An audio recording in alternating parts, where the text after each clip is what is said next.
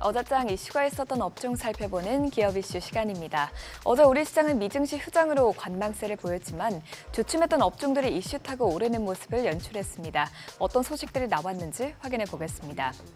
엔비디아 납품 불발로 커졌던 삼성전자 주가 낙폭을 AMD가 만회시켜줄 수 있을까요? 어제 리사수 AMD CEO는 삼성전자의 파운드리 채택을 암시했습니다.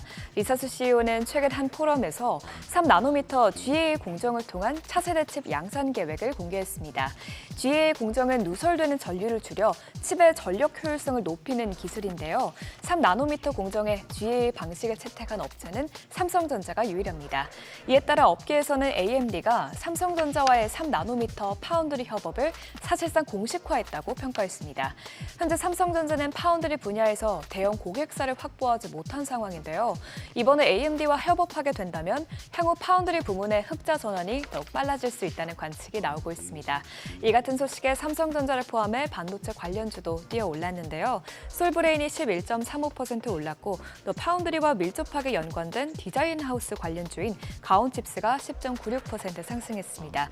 그 밖에 코아시아가 10.78% 올랐고 또 삼성전자가 0.52% 오름세를 보였습니다. 미국 FDA 승인 불발 소식에 급락했던 HLB가 다시 질주하고 있습니다. 오는 31일부터 열리는 세계 3대 암학회 ASCO에 대한 기대감 때문인데요. HLB의 리보세라닙과 캄넬리주마 병용요법이 미국 암학회 신장 및 방광암 분야 10대 연구 결과로 선정됐다는 소식이 전해졌습니다.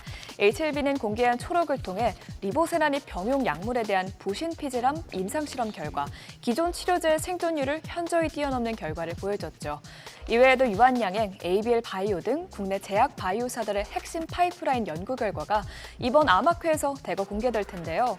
증권업계에서도 이번 암학회로 인해 제약 바이오주의 투자 심리가 다시 살아날 수 있다고 전망하고 있습니다. 이 같은 기대감에 제약 바이오주가 오랜만에 상승했습니다. HLB 제약이 19.54%, 또 HLB가 15.12% 올랐고요. HLB 생명과학도 9.15% 뛰었습니다. 또 그 밖에 앞타바이오도 큰 폭으로 상승했습니다. 현대자동차가 개방형 지도 데이터 플랫폼인 오버추어에 가입했습니다. 오버추어는 마이크로소프트와 메타, 아마존 웹서비스 등 해외 빅테크 기업들이 구글맵에 종속되지 않기 위해 설립한 프로젝트형 재단입니다. 오버추어는 오는 8월에 상용화가 가능한 수준의 첫 개방형 지도 데이터를 출시할 예정인데요. 실시간으로 교통정보가 반영되며 또 행정구역 정보는 40개국 이상 언어로 번역돼 다양한 국가에서 활용 가능한 것이 특징입니다. 이에 따라 현대차 그룹은 세계 각국에 수출하는 차량에 장착된 내비게이션의 정확도가 높아질 것으로 기대하고 있습니다. 또한 지도의 정확도가 올라가면서 현대차 그룹의 자율주행차 개발에도 속도가 붙을 전망입니다. 자율주행차는 개발을 위해서 정밀 지도가 필수적이기 때문인데요. 이 같은 소식에 자율주행차 관련주가 상승했습니다. LG전자가 13.38%, 또 칩스앤미디어가 12.33% 올랐고요. 라이콤도 4%대 상승세를 기록했습니다. 이외 i3 시스템과 라닉스 모두 3%대 상승세 기록했습니다.